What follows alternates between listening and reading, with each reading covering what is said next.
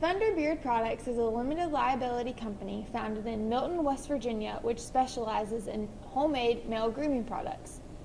The company prides itself on being able to form one-on-one personal relationships with its customers and creating a lasting, loyal following. Every product is mixed, poured, and created from founder Ryan Ray's estate in Cabell County to create the ultimate next-door atmosphere. Unlike most other grooming products, Thunderbeard prides itself on being 100% natural and uses homegrown ingredients. A limited liability company allows the owner to be covered with limited liability and separates business debts and assets from that of his personal ones. This means that Ray cannot be held personally responsible for debts or liabilities that Thunderbeard may accrue over time. This is especially important since the company is being ran out of his home. The company began in early 2014 and was officially incorporated as an LLC in January of 2015.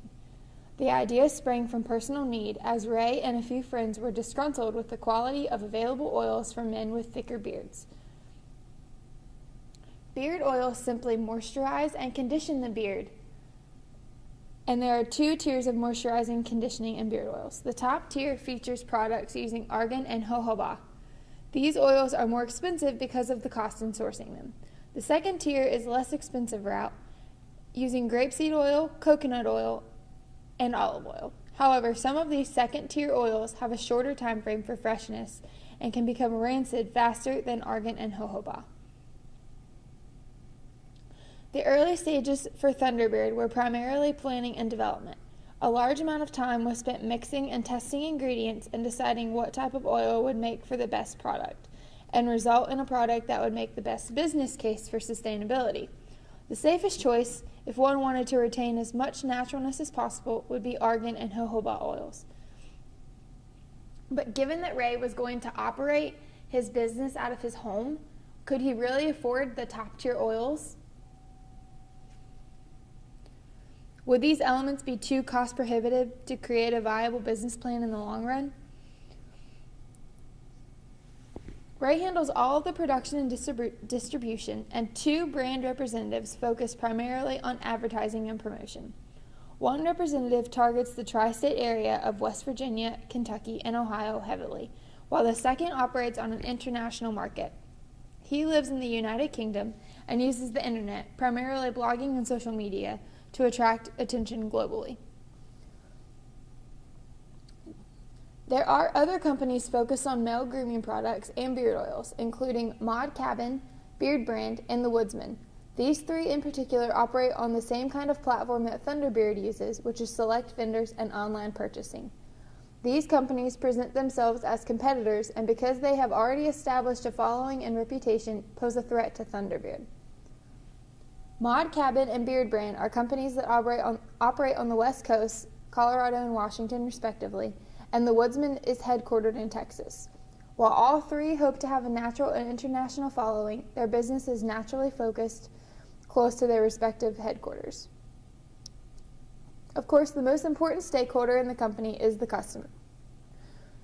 Thunderbeard believes in creating lifelong, lasting partnerships with its customers and establishing a product that will continue to satisfy.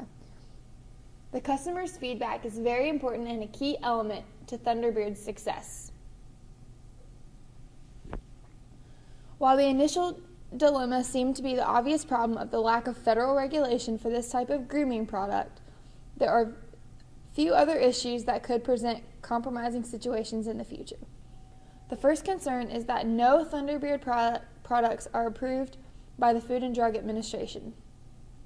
The FDA, the governing body for which grooming and cosmetic products would be required to answer to, does not need to approve any of the Thunderbeard products because they do not fit into the very specific guidelines set forth. Is the possibility of potential harm, infection, and disease from the unapproved products really worth it?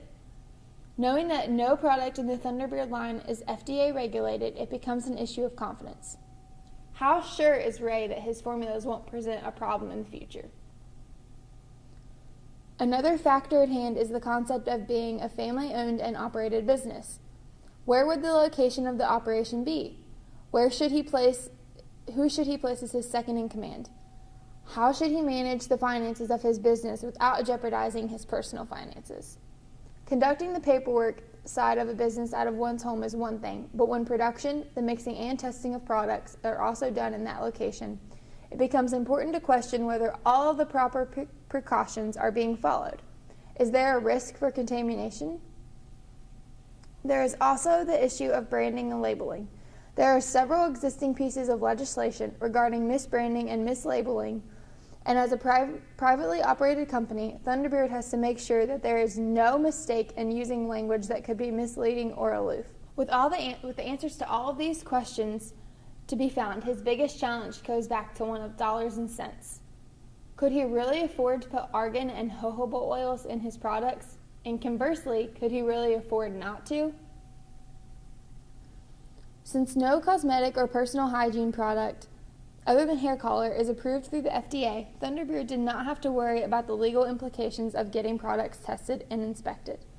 However, regardless of any legal implications, the founders believed that the products still had to be tested just the same.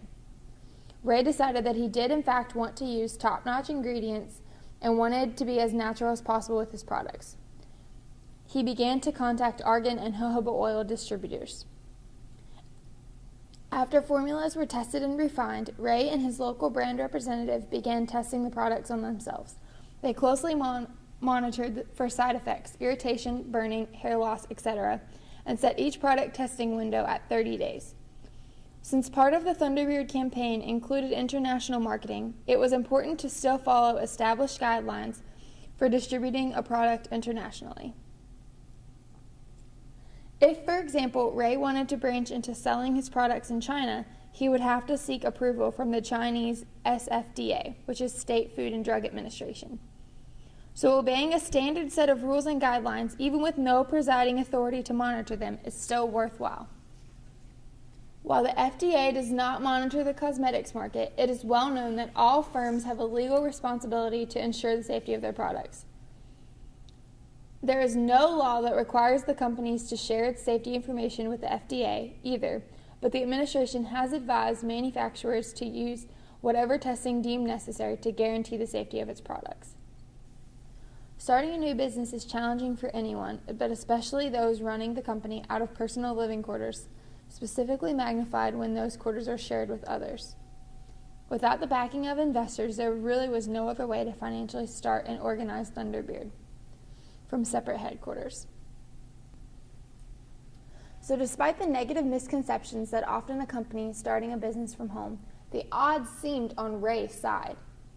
2 of the 3 competitors mentioned actually operate from homes as well. Only 1 operates at an off-site facility. A second factor, though not an immediate concern, is succession of leadership within the company. Ray is in his early 30s and lives a very active and healthy lifestyle, so there is no impending threat. However, Ray's primary profession is in the timber industry as a lumberjack, the dangers of which make it necessary for the company's survival for Ray to have a plan of succession. There are a number of important elements to remember when operating your own business, especially one from your home. Paramount among them is the idea that financial management and planning should exist in both the owner's private and personal setting, but also in the company. Since Thunderbeard is being produced and operated out of Ray's home, he needed to adjust his household budget now to consider increases in electricity, water, heat, and other potential utilities. After gaining approval for a loan, the first thing Ray did was total up costs of production, supplies, labor, simple marketing, and distribution. He also factored in what he figured to be the total increase of his utility bills. He was then left with room to spend on unnecessary items such as better marketing and giving his brand representatives stipends. He also decided that a percentage of every profit would be set into a special savings account so that he would build up a monetary reserve should he run into complications down the line. The most important item for a beard sporter, besides the beard itself, is the labeling on the product. Beard oil producers have been known to label their products with sayings like jojoba and argan provide moisturizing and conditioning power, and yet often the products do not actually contain these top-tier elements which they are promoting. While it seems like the FDA is rather quiet in the cosmetics market, misbranding is one of the things that the government takes seriously. In the world of beard oils, the most important tool a product has is its label. The main ingredient, in this case one of the tier elements, is what everyone is looking for when determining if a product is worth spending money on. It will be listed first. Since Ray also wanted to give his products unique scents, it was also important to include elements which create these scents as part of the ingredients labeling. It was clear that Ray needed to create a product that used all the necessary elements to be successful, but something that was unique enough to drive people in. Using artificial ingredients may have been the inexpensive route, but it also would have been the cheap one. When you're investing your own money into a product, why take the risk when the other side is proven to work? And that's exactly what Ray did. Took the proven route, adding essence and uniqueness to existing products, and created a loyal, trusting persona that drives people to the product.